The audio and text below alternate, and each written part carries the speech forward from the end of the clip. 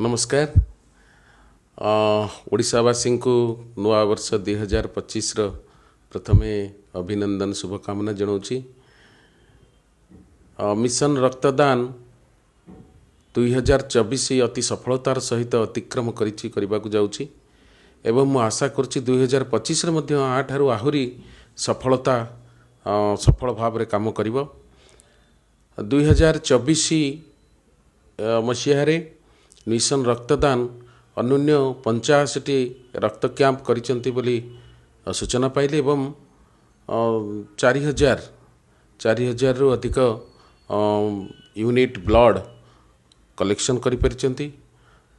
अधिक रु अधिक थैलासेमिया पिला माननकु तांकर ग्रहण करिचंती, तांकु ब्लड जोगई पारुचंती एवं यह छड़ा ब्लड डोनेशन पई व्यापक भाव में सचेतनता मध्य सृष्टि करि परिचंती।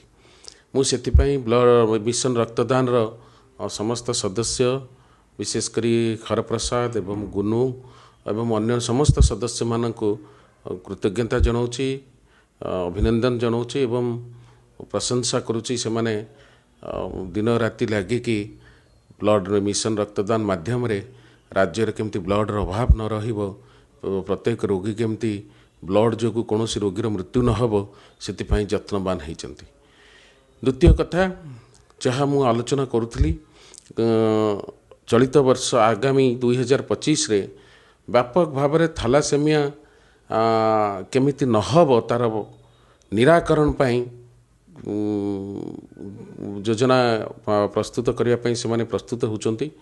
तेणु सरकार सहित मिसी मिशन रक्तदान आगामी दिन में थैलासेमिया केमिति आउ पेसेंट तैयारी हेबे नाही से संपर्क रे गोटे अवेयरनेस सचेतनतामूलक कार्यक्रम वर्षव्यापी करने से जो चिंता करछन्ते मुझे स्वागत करुच्ची।